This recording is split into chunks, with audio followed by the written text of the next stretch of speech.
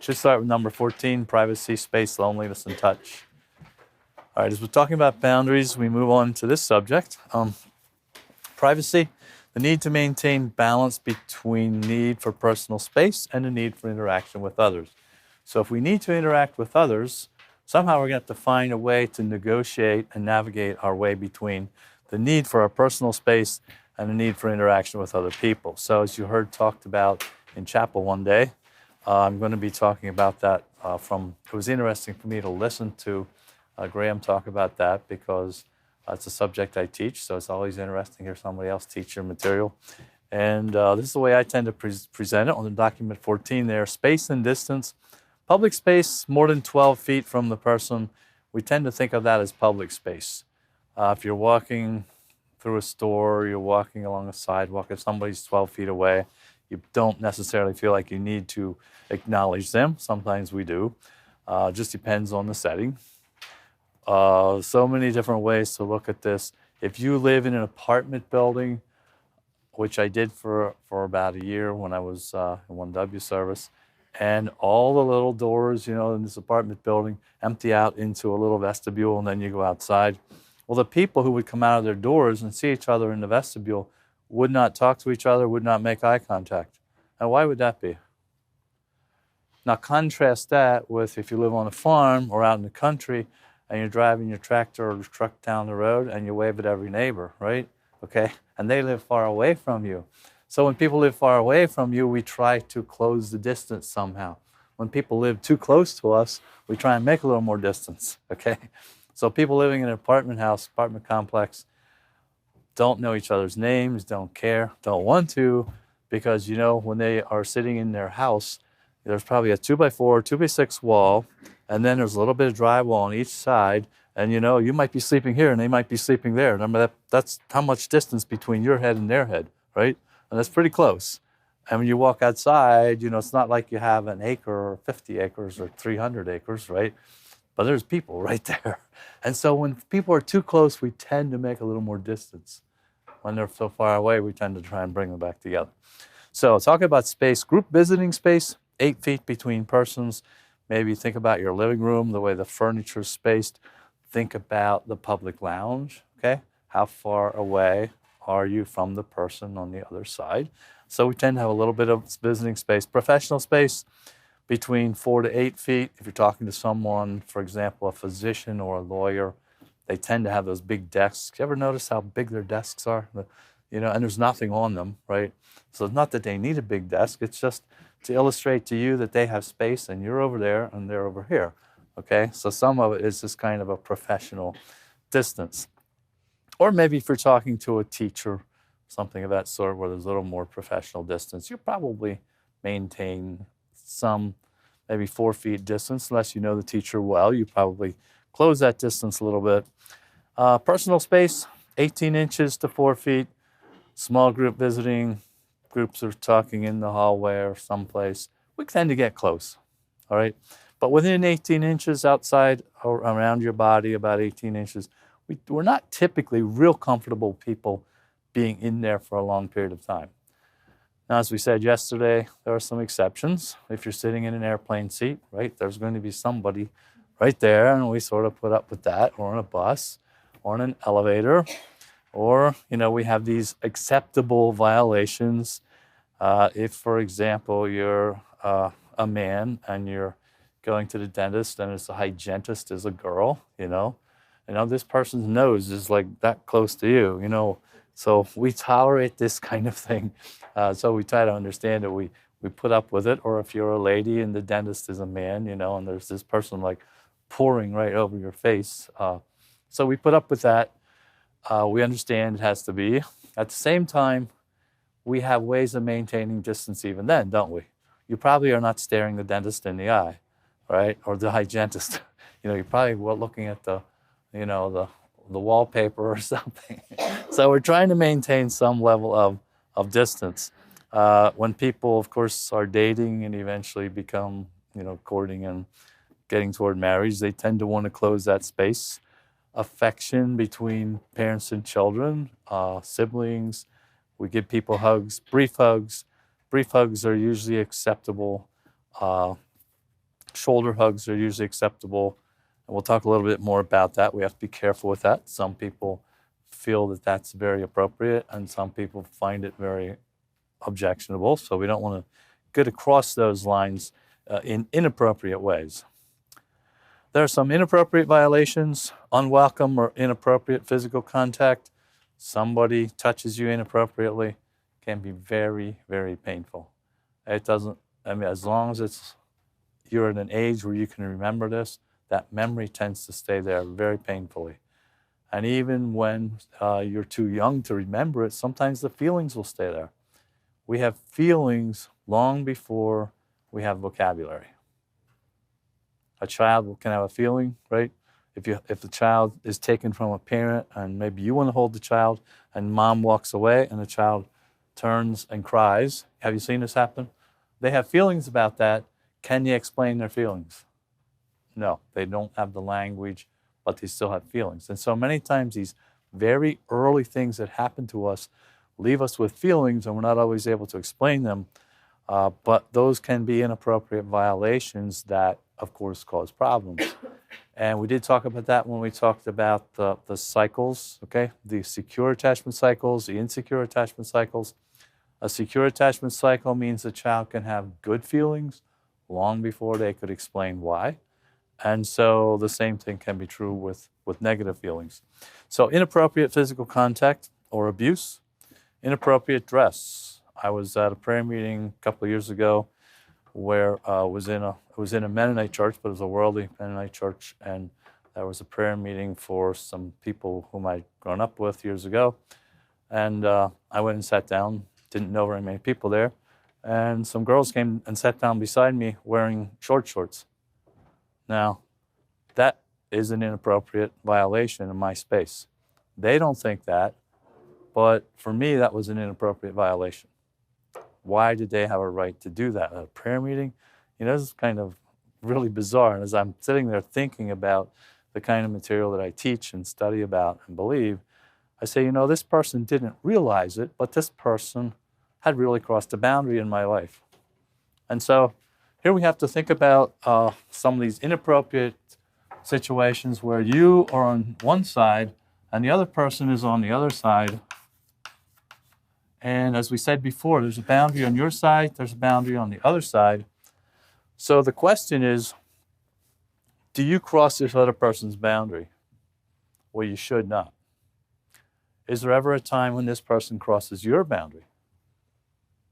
Yeah, this person crossed my boundary, came right over to me like this, in the situation I just explained. So now the question then is, do I have a right to cross that person's boundary? Just because that person crossed my boundary, does that give me a right to cross that person's boundary? No, I don't have that right. So in any situation you find yourself, there may be times when a person crosses a boundary into your intimate space, whether there are different ways to do that, or into your life. Could be emotional, could be physical, could be mental.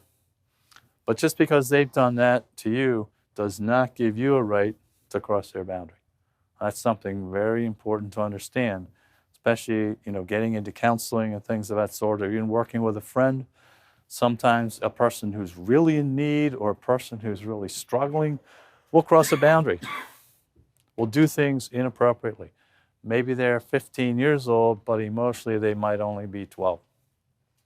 Maybe they're 40 years old, but emotionally they might only be 13. And so if they haven't developed that emotional constancy, they have not developed that emotional maturity, they're liable to cross your boundaries.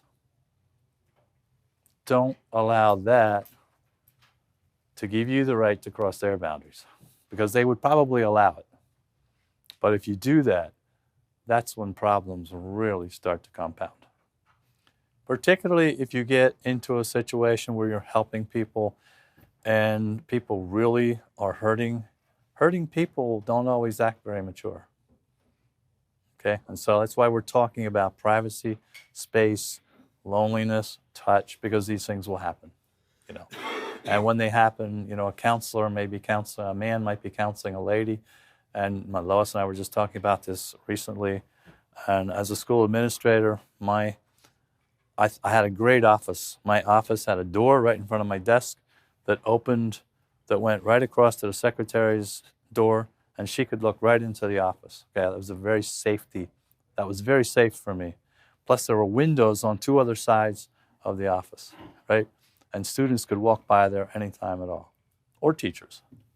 So when we get in situations like this, it's best to make sure that we're protecting ourselves and the other people by putting ourselves in a place where boundaries are not so liable to be crossed.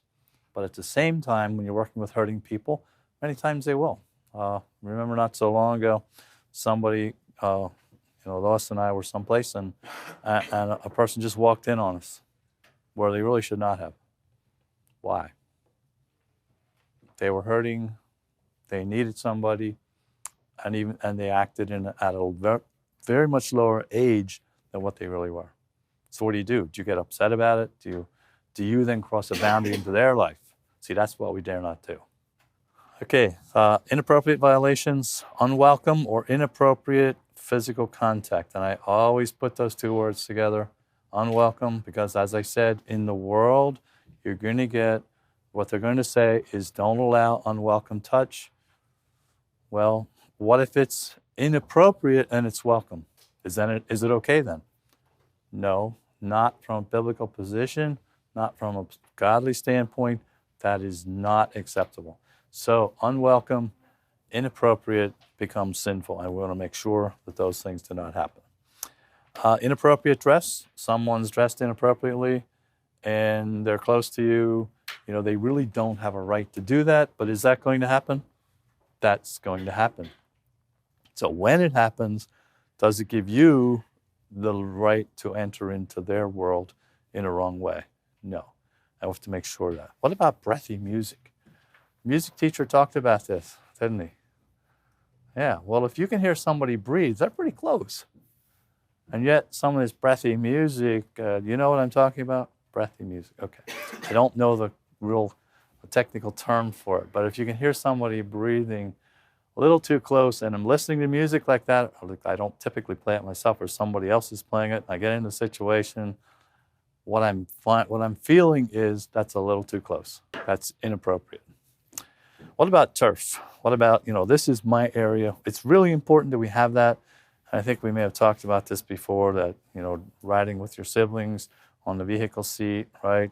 Parents are up front, and you drew a line on the seat, and you threatened the person, right, who was going to cross that line. And did anybody ever do this? Okay, we know all about this, right?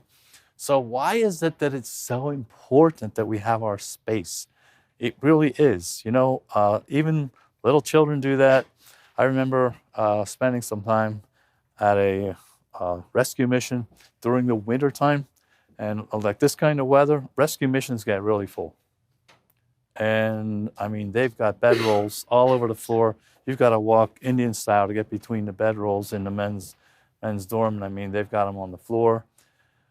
And they bring men in there. They've got to go to church service. Then they have a meal, and then they're shown where they can sleep to be warm during this kind of weather, cold weather outside. And they have never seen that bedroll before. They've never seen those blankets. They've never seen that pillow before. But if the mission director says, this is yours, and one of the other guys steps on it, what do you think happens? There'll be a fight, okay? And they have never seen it before. But we need so badly, we need something that's ours. You need something that belongs to you. You need a place in life. And even if it's such a temporary place as a place to sleep for a couple hours, we get very protective. And this is the kind of thing that happens in cities. We have gang wars. Certain gangs will claim certain blocks, and they'll dress in certain ways or behave in certain ways so that they know who belongs to the gang. And another gang member comes over there, there'll be trouble, okay? Because they've claimed that for theirs. And it's just so important in life that we have something that's ours. And maybe it's your bedroom. Maybe you share your bedroom with a couple other siblings, or maybe it's your car, okay? And so we get really protective of those things, or your truck, or whatever it happens to be. And it's just normal that we want something that's ours. And when you think about it, when Jesus said, I go to prepare what?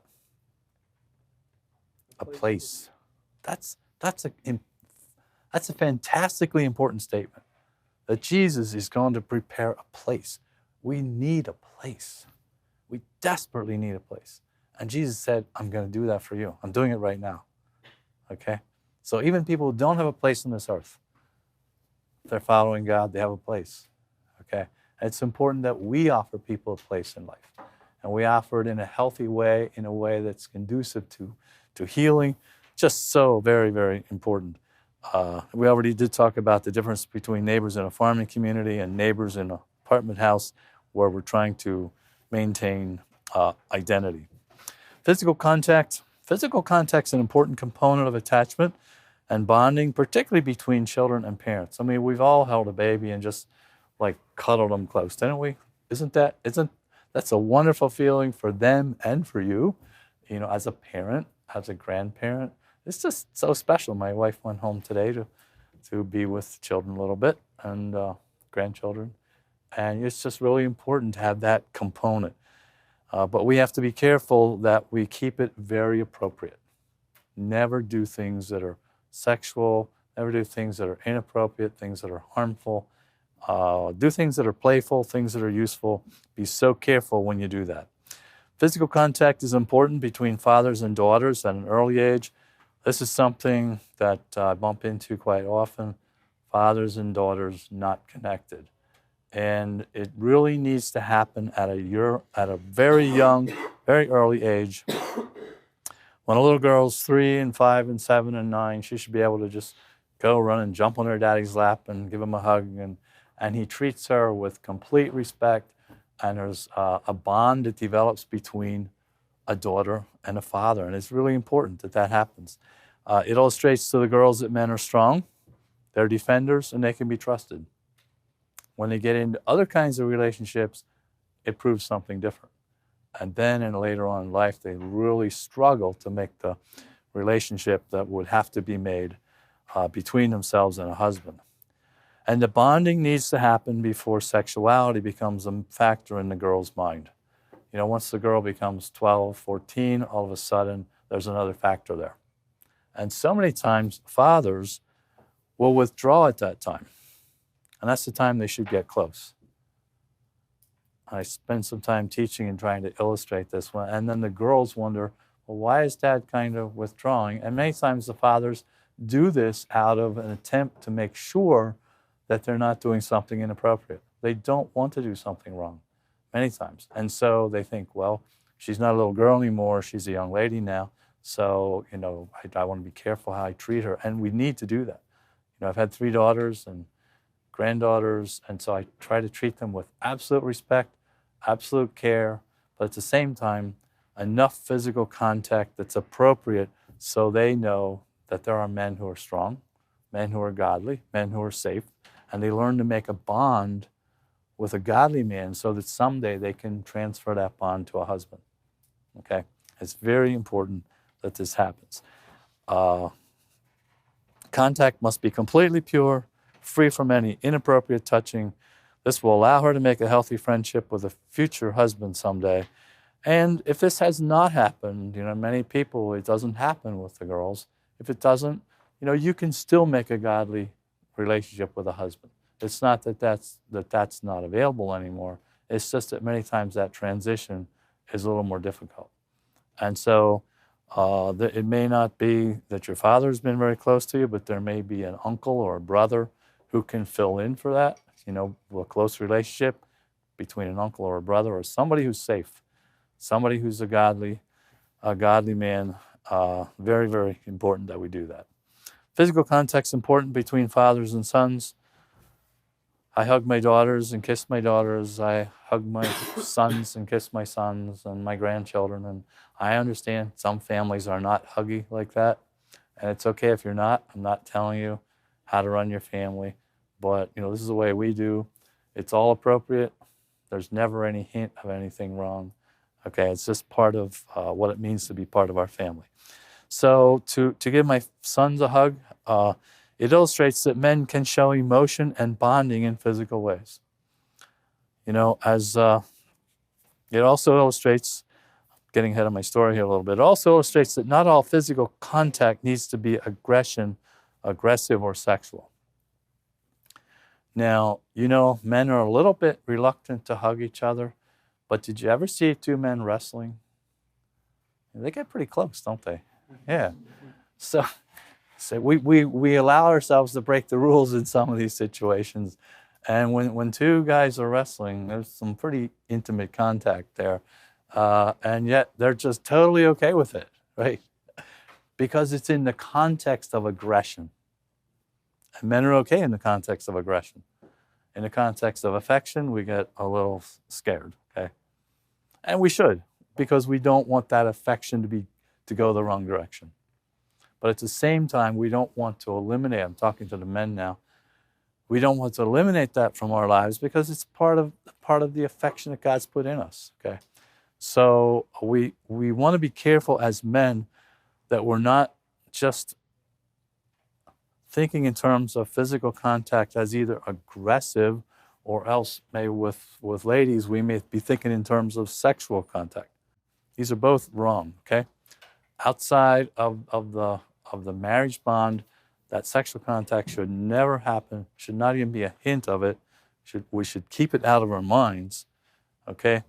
And so in between there, we should be able as men, just on Sunday evening, we had some guests, and there were some men there. And as they parted, we prayed, and I stood beside my wife and put my arm around her. And one of the men stood beside me and put his arm around me, and I put my arm around him. And that's how we stood there and prayed. Okay, completely acceptable. No hint of anything wrong. A way of showing affection in a godly, biblical way that was building relationship. Okay, and so as men, we need to think about this. Make sure, and it's okay if men wrestle. Well, let me say it again. It's okay if boys wrestle, all right? Men wrestling, well, when I became a man, I put away childish things, right? So I don't, I understand that things like this go on with young men. I understand. Been there, done that, all right? But, the sooner you can become a man, the better things will go, all right? So let's be careful that we don't just think in terms of aggression. That's the point I'm making. You understanding the point? We just understand this, that aggression is okay, affection is wrong. Well, we don't want to do things that have the hint of homosexuality. That is not part of God's plan. We don't want to do that. At the same time, it's okay to put your arm around a man's shoulder if you're a man and tell him you love him and you care about him and you're going to be there for him, you're going to stand with him. It's okay to do that.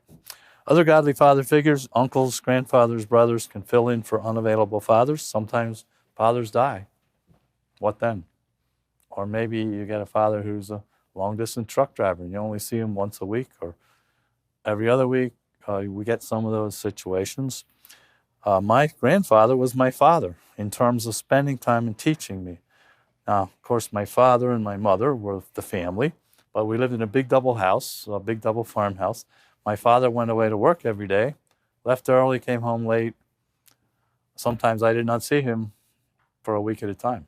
But my grandpa was there. I helped my grandpa milk the cows. I helped my grandpa bale hay, helped him work on the farm, and he showed me how to fix things. So in many ways, he was my father. He was the father figure in my life. He was a good man. He was a safe man. He knew many things. He knew how to do things. And so I learned. And so we have to see that sometimes we need to fill in for fathers who are absent. You might be the big brother in the family. You might be a friend to a family. There's a family that we know quite well where the father passed away. And sometimes, Lois and I just get close to those people and, put an arm around them and pray and bless them because they need that father. Okay.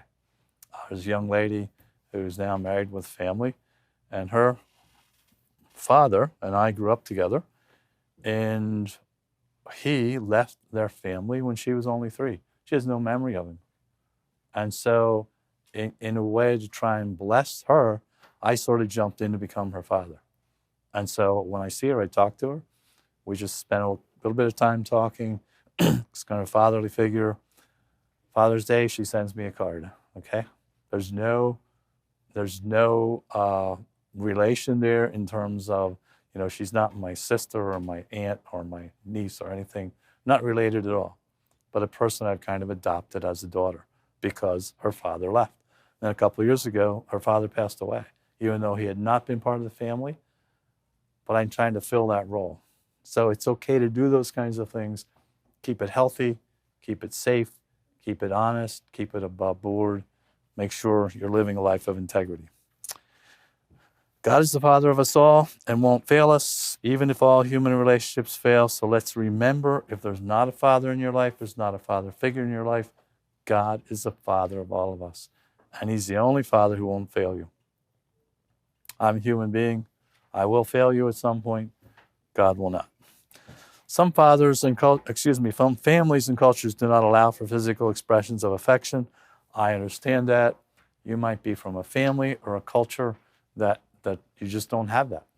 And so I know family who are very close, families who are very close, and yet when their fathers and daughters meet, they extend their hand and shake hands. And I know that there's love flowing from father to daughter and daughter to father. Now, I'd feel a little bit, I'd feel a little badly if my daughter would not give me a hug. But in those situations, they don't. It's what's accepted in the culture. It's what they do. And then don't go into a situation like that and tell them they need to hug each other, okay? You do that, you're going to offend people. Things could happen that shouldn't happen. So what I'm telling you is that there are some places where culture gets involved here. My father's family was from Virginia and West Virginia.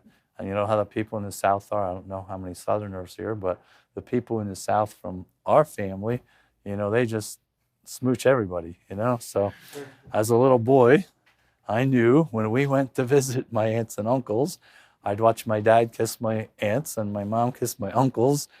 And then everybody had to kiss me too. My aunts all had to schleck me a little bit. And I just eventually, as I got a little older, I found ways to avoid this,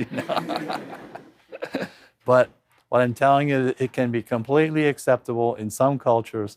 This happens. And so be careful what the culture is in your area. Also, if you get somebody from another culture into your culture and you're tend to be very physical, then don't impose that on them and expect them to think this is normal, at least right away. Okay, so be really careful. Be really careful. Physical contact can be very healthy, very, very healing, or it can be very, very dangerous. So respect the people. Don't hug people who don't want to be hugged. Physical contact can be very healing, very damaging. Use it with care, not for your own benefit. Don't ever think that you wish you could hug that person and then find a way to make it happen. If that ever goes through your mind, you better start checking what's going on in your heart and mind. Never do that. It can never be because it's something you want. That's different with your children, of course. But if it's something that's able to bless somebody, then it can be useful. And I understand, and not everybody agrees on this. I'm just telling you, be very careful. We don't want it to be a problem.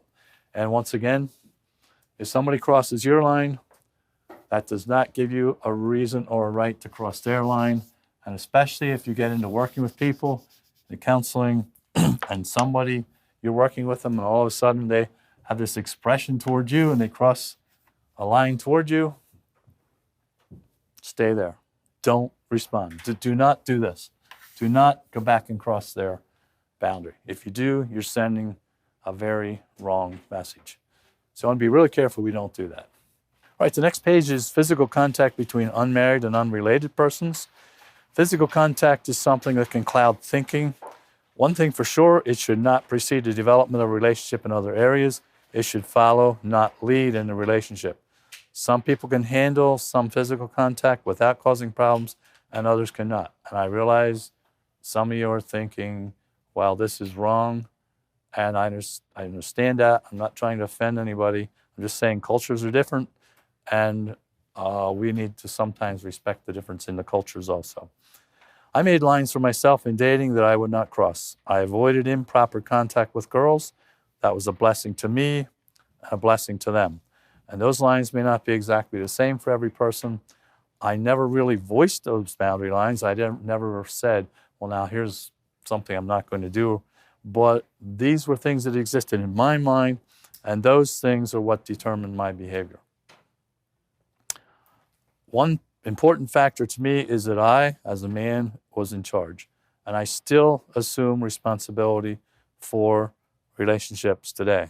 I did not place the responsibility for boundaries on the girl. I assumed that responsibility myself. If any girl in my presence crossed a boundary that I had set, I did not allow that behavior to change my predetermined decision. Okay? Can happen either direction. Just be careful. Sometimes girls become vulnerable because of their feminine makeup or their personality. I know this is a little bit sensitive discussion, but hopefully you'll find it useful. At those times, it's important for me to be the protector and defender and not allow those times to be opportunities for unacceptable behavior. And it's just really important as men that we be the godly men in the lives of the women around us, our mothers, our sisters, our daughters-in-law, the girls we meet anywhere, the ladies at the store, the lady at the bank.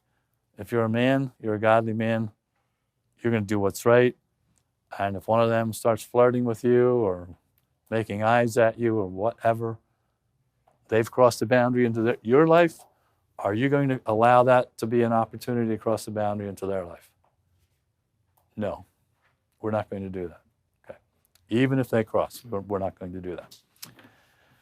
So it's really important for us to understand this, especially as men. Physical contact to girls can be perceived as security. And so sometimes, that contact, they can perceive that as the warmth and the security. Many times to men, it's perceived as an adventure. And so if we understand that this is seen different ways by men and women, hopefully that can be helpful in us understanding.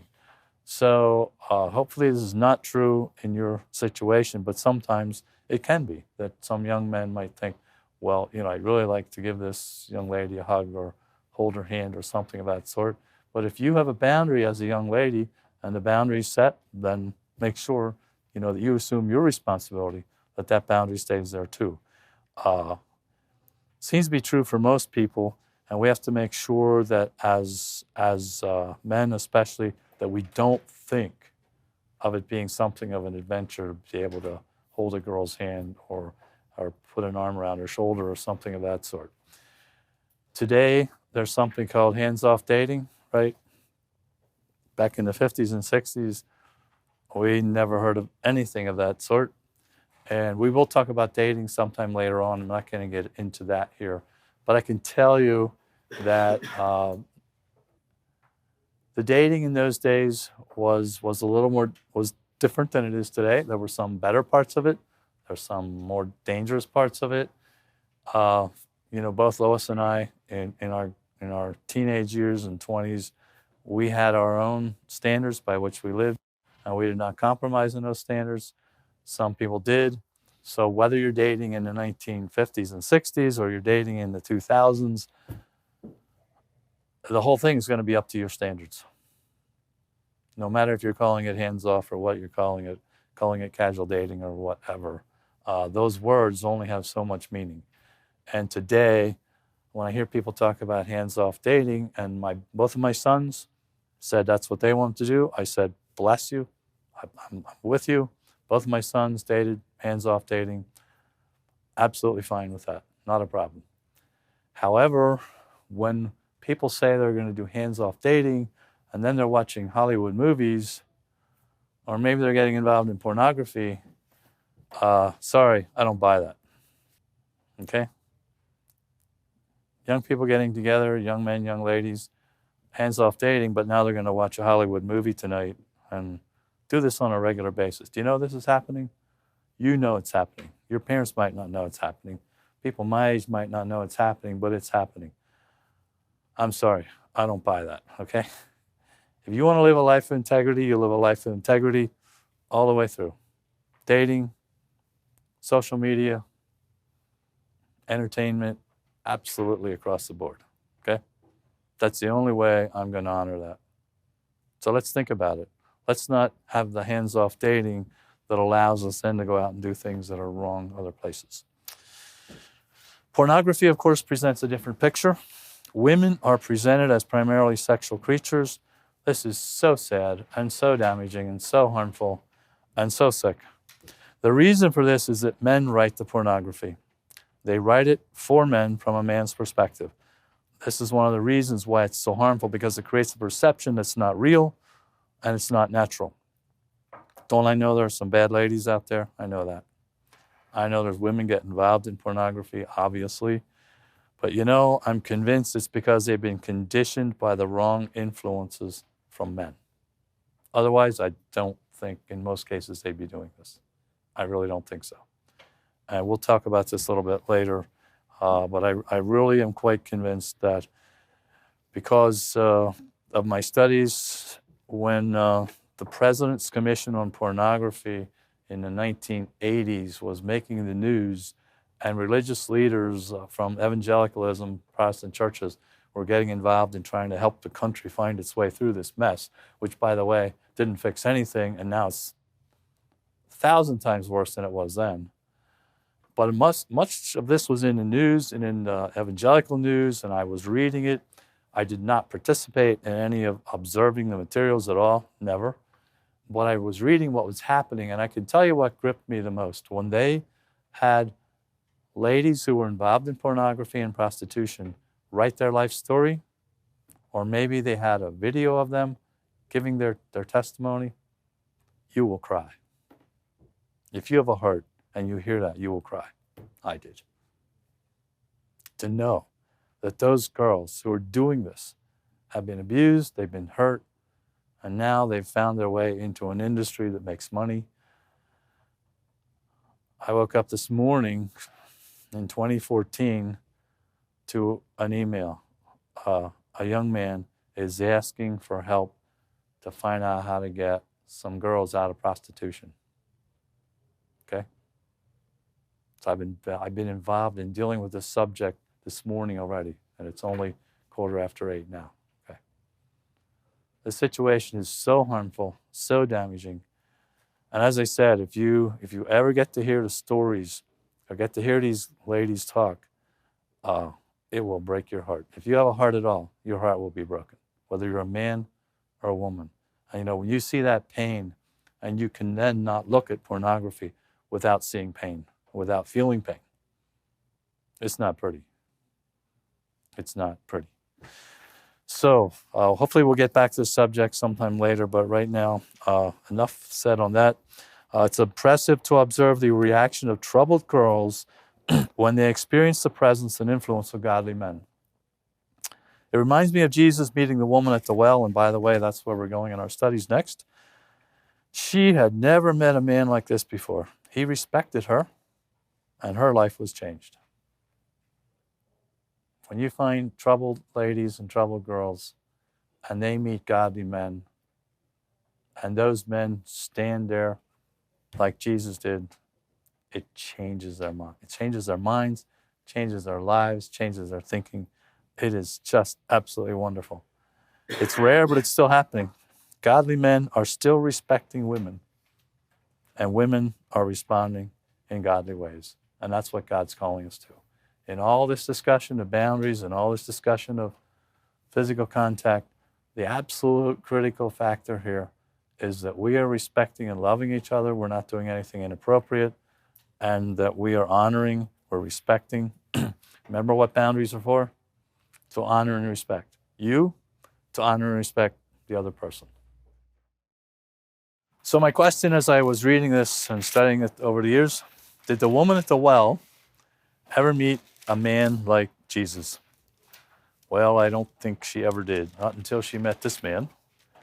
And, I remember going to Sunday school. Some of us had churches where they had Sunday school. Some of your churches did not have Sunday school, but in Sunday school, we got these papers they handed out with the pictures of, Abraham and Isaac and all those kinds of things. And along comes the story of the woman at the well.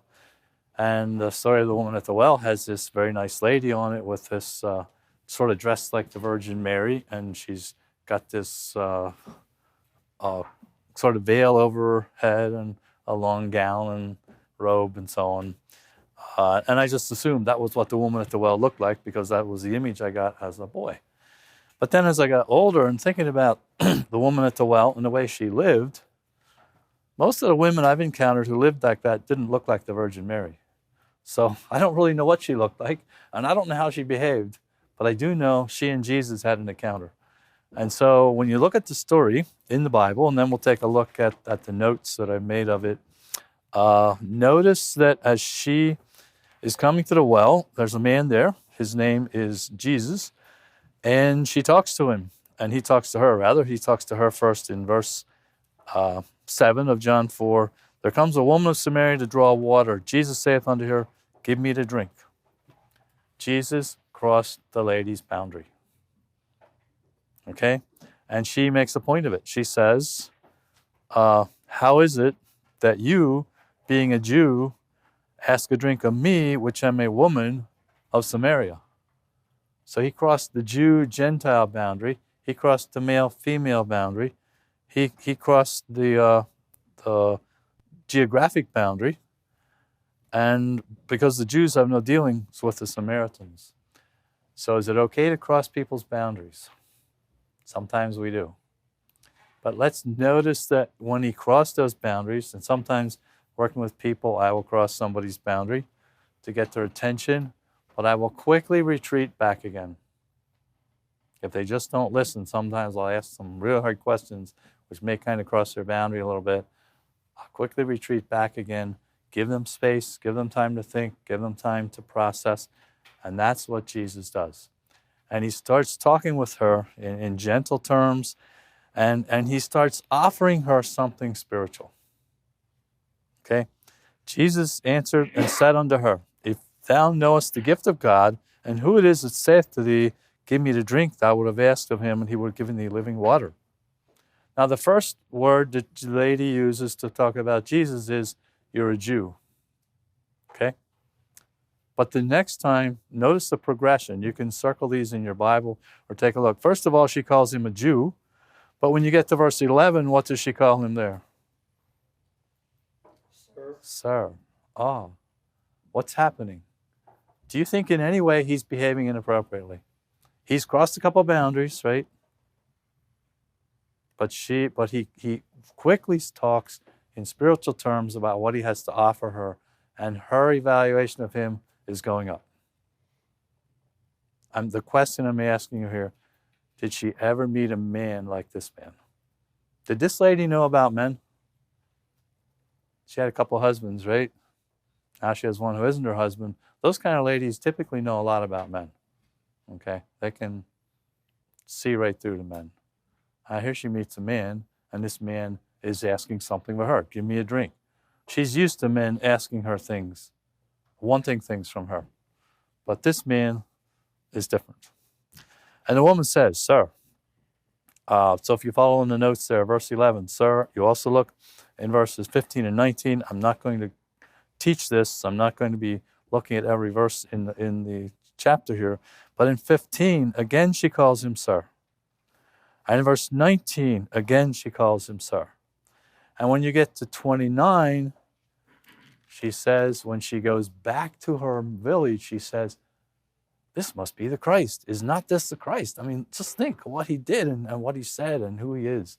And so this has gone way beyond this. And of course, in between there, in verse 19, she also says he's a prophet. And so, to me, as a man, this grips my heart. So I meet a lady who's maybe inappropriate, maybe doing wrong things, maybe struggling, maybe needy, maybe could be taken advantage of. What do I do? What do you do?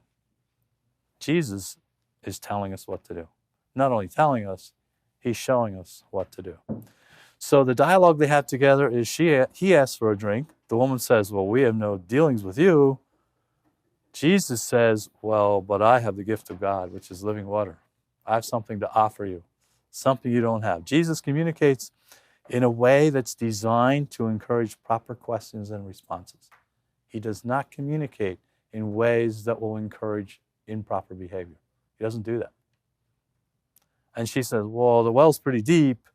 And Jesus says, but there's a well of water that I have to offer you. and the well of water I have to offer you is available to you. Okay? And so she wants to know, well, how can this meet my needs? Well, why would I want that water? And Jesus, with his gentle probing and discernment and counseling, focuses on her need. This started with his need, right? Did he ever get a drink? I think about this every time I think of this story. Jesus was thirsty. Did she ever give him a drink? But he went from his need. When he saw she had a need, what did he do? He started focusing on her need. This woman is pretty defensive. Okay, you know, what you're a Jew and you're asking me. And then Jesus starts talking about what he knows about her, and her history is a little embarrassing. But then Jesus' counseling here becomes very directive. He says, I know there's a difference. The woman says, well, you worship in Jerusalem, we worship somewhere else. And Jesus is teaching her, well, it's not the place where you worship, it's who you worship. And she has some understanding of this. She has some knowledge. And then Jesus is telling her, look, I am the one who can offer that. And of course, none of us men are Jesus, but we do still have living water to offer people. We can do that. Can you see past the way this woman's dressed? Can you see past her defensiveness? Can you see past how she looked? Can you see past the way she talked? Can you possibly do that? You know, we really can. Look at verse 27. And upon this came his disciples and marveled that he talked with the woman. You know, they're a little shocked maybe that, you know, why is he doing this? You know, didn't quite look right. But the woman in verse 28 and 29, here's where I want you to think real carefully about this. She leaves her water pot. She leaves the material, okay? She leaves the reason she came, and she goes back to the city and says to the men. And I ask you again, do you think this lady knows about men? She says to the men. Apparently, this is her social group, right? The men. And she says, come see what? A man. This man's different. Okay. She knows about men. She's got men in her life. But she says, I want you to meet a man. Okay. This is not just. And I think, you know, as I live as a man, I think women put us, men, talking to the men now, I think women put us in one of those categories. Either you're one of the men, like all the other men out there, or else you're a man. You're different. You're somebody who can be trusted. You're somebody who's different. You're somebody who steers the direction in a spiritual way. You're someone who doesn't focus just on your need for a drink of water, but you focus on her need, of what she needs, on the spiritual needs in her life. So I'd like you to remember this, those verses, 27, 28, 29, where she talks to the men and tells them about a man. And ladies, you know the difference, don't you? And men, the ladies know the difference. Are you just going to be one of the men out there, like all the other men who go past and look and whatever they do and say? Or are you going to be a man who can look past whatever they see into the heart and meet the needs of the person? How important is that? What kind of woman was she? She was a woman with a normal desire for love, I suspect, if she has this many men in her life. How was she dressed? I don't know. How did she conduct herself? Defensively, for sure, but in a growing appreciation for a real man, a man who wasn't trying to get something from her. And then we move on to away from the biblical text, but into the self-perception. And we've talked about this before, away from John 4 into Romans 12:3. Not to think of yourself more highly than you ought to think, but to think, what was it? Soberly, accurately about yourself. How do women like this see themselves? How do women see themselves, particularly women who've been in this kind of a situation? Well, sometimes, number one, they see themselves as worthless. And so they continue to allow themselves to be abused or being promiscuous and just feel this is normal. If they've been abused, if they've been handed from man to man, if they've not been cared for, sometimes they just feel like they're completely worthless. And they just like, it doesn't matter anymore. Anybody can do whatever they want to me. That's very sad, but that is very common. Or maybe number two, as dirty, and so they attempt to live in extreme neatness and make themselves appear to be clean and in control. And so they see, oh, this terrible thing happened, and now they're just like trying to be totally clean and immaculate and in control of everything. Or sometimes, for number three, they see themselves as wounded, and so they create these walls of defense. Oh, well, I've been hurt, and so I've been rejected, 5 husbands, now a boyfriend, or whatever you may have been through, or whatever a woman may have been through. She may see herself as, well, I was wounded, but you know what? It's not going to happen again. They put up these walls, keep people away.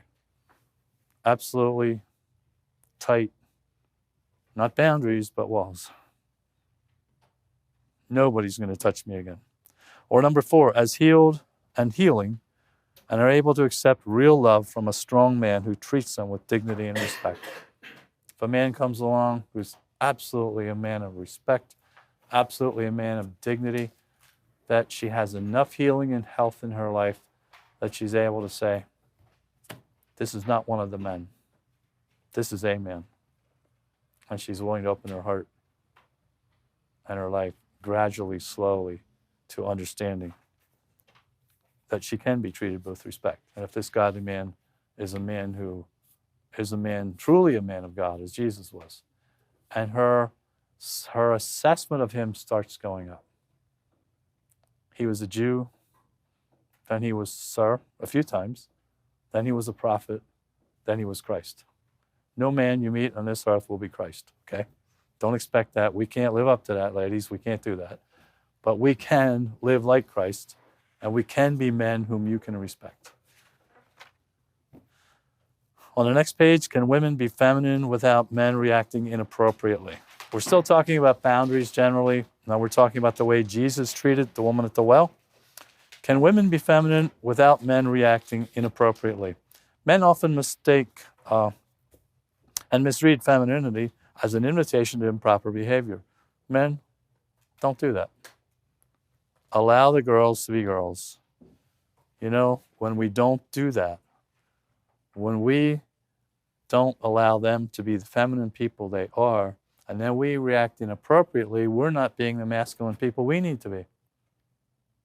And then what they do is that they have to take on a masculine role of being strong and defending themselves against us. Now we're out of place and they're out of place. How can we ever make relationships when we're all out of place? It's not going to work. So as men, we respect the girls, we respect the women. Start with your mother, your aunts, your sisters, the girls around you, your daughters someday, your daughters-in-law, your granddaughters, and you treat these girls with absolute respect. Allow them to be feminine. Don't force them into defensive roles by acting inappropriately. I'm talking to the men now, okay? That's what we need to do. Allow them to be the feminine creatures God's made them to be. Men need to accept femininity as a God-given beauty, not as a weakness to be exploited. Femininity is beautiful. That's what God made the ladies to be. We need to accept that for the beauty that it is, not see it as something to be exploited. And the world will tell you lies about this. Absolutely. It doesn't matter if they're trying to sell me a truck or toothpaste. There will be a girl in the picture somewhere, right? Don't get caught with that, guys, okay? Men, we cannot afford to get caught with that. Okay? It has no place there. They're using femininity to sell a product, and that destroys the beauty of it. It'll still get your attention, but it will not really be beautiful. Must women always be on the defensive? Weakness and irresponsibility in men creates defensiveness in women. I see defensiveness in women constantly. Why? Because men are too many times weak and irresponsible. And so then the women have to rise up and take the men's role. And then they're out of place. They're out of place because the men were out of place. So men, it's absolutely critical that we do what God wants us to do here. Strength and responsibility in men creates trust in women. What does defensiveness do to women and girls? Defensiveness means they have taken control. Defensiveness weakens their trust in the men. Defensiveness means that they have taken over the mother role, and then even in marriage, they become mom to their husbands, okay, and sets the cycle over again. How does this reaction influence future relationships? The notes to the men here: be available, don't be pushy. Take a risk, don't be risque. There's that word again. It just means indecent. It's sort of a component of the risk word, okay? So I like to play with words, and so take a risk. Say good morning to the ladies. You're taking a risk. They don't have to say good morning to you. They might not. Open the door for a lady going into a store. That's taking a risk. She might not care, okay? But don't flirt and don't do something silly. But be kind and generous and gentle. Find a need, but do not violate privacy. Set the agenda, but do not be a control freak. Provide the answer, but do not be arrogant. Jesus set aside his material need of water to meet her eternal need of living water. Men whose hearts and lives are healed and clean are free to help without demands. They won't demand. They'll help. They won't put something on your shoulders you can't carry, girls. They won't demand from you. They won't act like you owe them something. Men whose hearts and lives are healed and healthy and clean are free to help without those demands. Men whose hearts and lives are healed and clean are safe and can be trusted. Men whose hearts and lives are healed and clean are secure. They can look past your body and see the real person and the real needs. Men who are healed are God's channel of blessing and direction in this terrible world. Men who are healed carry God's message to their world every day. Proper relationships open the way to presenting the most important relationship. A real man sees past the externals into the beauty of a woman's heart. A real man can see past emotional vulnerability and his own potentially selfish interests to meet the need of a feminine heart. Water was her life-sustaining need. Living water. Don't have to dig wells anymore. What did Jesus say a couple chapters later? Let's look over to John 7. Then we'll take questions, comments. In John 7, you have these gripping words of Jesus. John 7:37. In the last day, the great day of the feast, Jesus stood and cried, saying, if any man thirst, we're still on the same subject, it's about water. If any man thirst, let him come to me and drink. He that believeth on me, as the scripture has said, out of his innermost being shall flow rivers of living water. But this spoke he of the Spirit, which they that believe on him should receive, for the Holy Ghost was not yet given, because Jesus was not yet glorified. Men, do you know what that's like? Ladies, do you know what that's like? To have that Spirit inside of you so that out of you flows this Spirit of God, like water, healing water, to quench every spiritual thirst, every emotional thirst. Jesus said, come unto me. If any man thirst, that's what he told the woman at the well. I have water you need.